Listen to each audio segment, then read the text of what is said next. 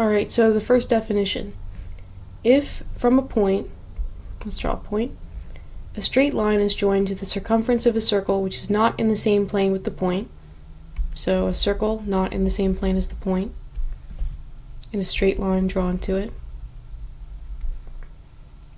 and if the line is produced in both directions, and if, with the point remaining fixed, the straight line being rotated around the circumference of the circle returns to the same place from lying vertically opposite one another, each of which increases indefinitely as the generating straight line is produced indefinitely, I call a conic surface. And I call the fixed point the vertex, and the straight line drawn from the vertex to the center of the circle, this is the center of the circle, I call the axis. So we've got, this is the axis, this is the vertex, and now I'll attempt to draw, if you produce the line in both directions indefinitely, and you were to rotate this around the circle, you'd get something like this. Okay, so at this point in the editing process I've realized that not only am I bad at drawing cones, but I also didn't really explain why this is the way that you generate a conic surface. So you rotate a line around a circle, but I've attached a video that shows a different way that Euclid used to generate cones, which is you start out with a triangle and you rotate it around a circle. So why would you rotate a line and not a triangle? Why would you make it an endless surface in both directions? Why even have both directions? What's the point of that? Well, one answer for this is I've also attached now on screen a little diagram of an oblique cone, and how would you generate that with a triangle? Well, you couldn't.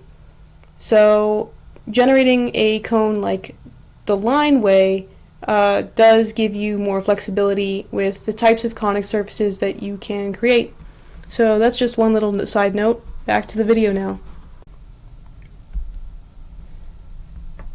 And the figure contained by the circle and by the conic surface between the vertex and the circumference of the circle, so just this part, I call a cone. And the point, which is also the vertex of the circle, I call the vertex of the cone. And the straight line drawn from the vertex to the center of the circle, I call the axis. In the circle, I call the base of the cone. I call right cones those having axes perpendicular to their bases. So let's draw an example of that.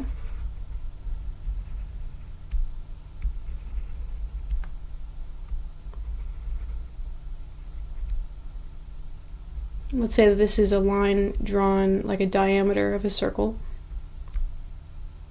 There's a right angle here, it's perpendicular. This is a right cone. And I call oblique those not having axes perpendicular to their bases. So, for example, if you have a vertex here and a base here, you can still draw a line to the circle and revolve it all the way around the circle.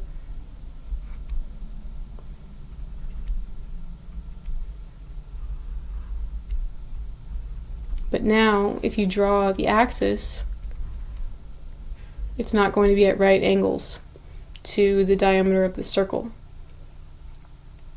So this would be an oblique cone.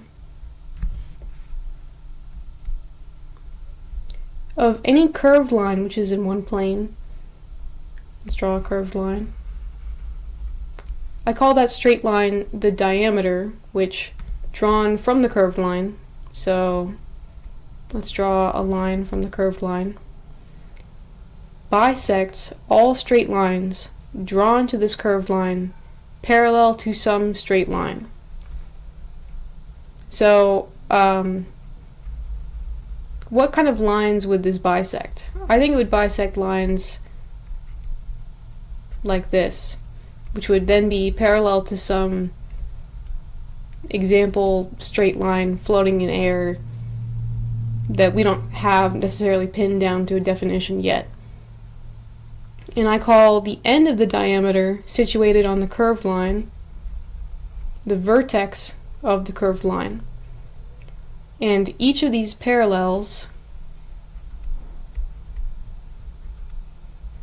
is ordinate-wise to the diameter. Notice ordinate-wise is not saying that it's necessarily at right angles or anything like that. It's just a sort of like definition of a directionality relative to the diameter.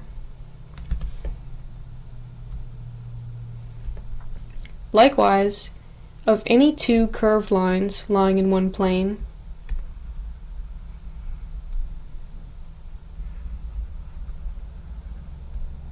I call that straight line the transverse diameter, which cuts the two curved lines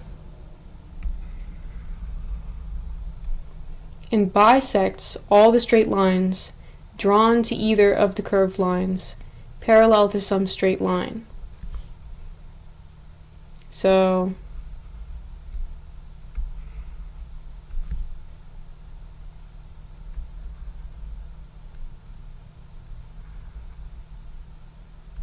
like we were showing before, these lines are hypothetically bisected by this, the transverse diameter.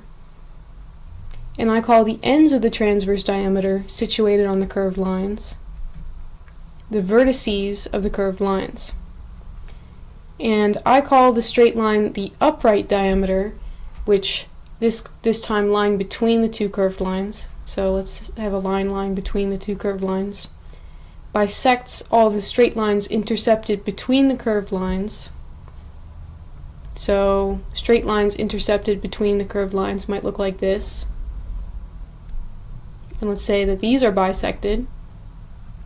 I'll draw it two this time. And drawn parallel to some straight line. And I say that each of the parallels is drawn ordinate-wise to the diameter.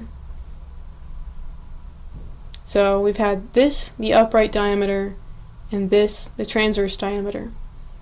I won't talk about this too much now, but it might be interesting to think about the fact that the transverse diameter has ends, but the upright diameter is not bounded by anything particularly in this case.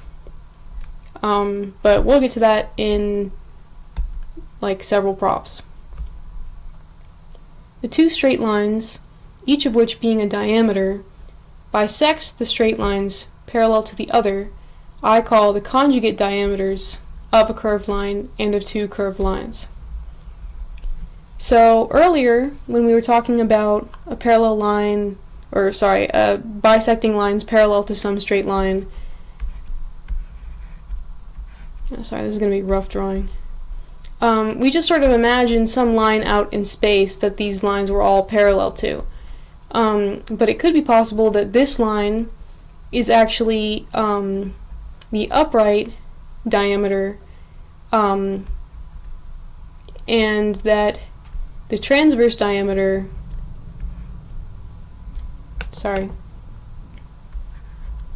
similarly is parallel to all the lines that this bisects.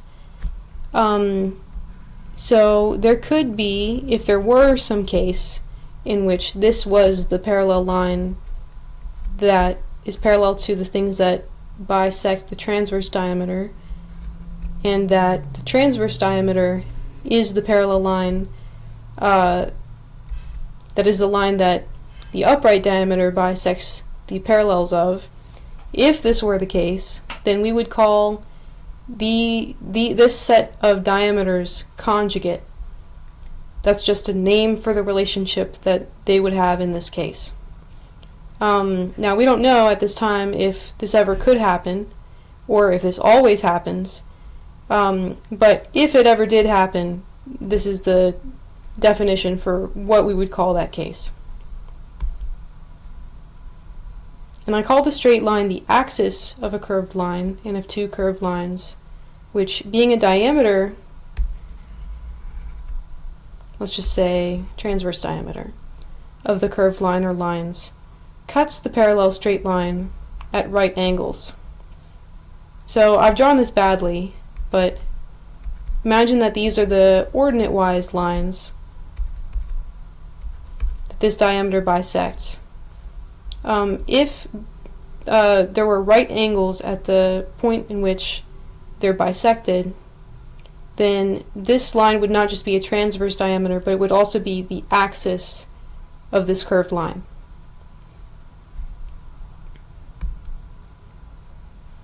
And I call those straight lines the conjugate axes of a curved line and of two curved lines, which, being conjugate diameters, cut the straight lines parallel to each other at right angles.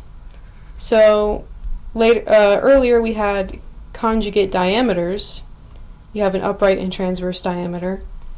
So now we have the idea of conjugate axes, which is just a special case of conjugate diameters in which the lines drawn ordinate-wise to the transverse diameter are at right angles to one another, and the lines drawn ordinate-wise to the upright diameter are at right angles to it.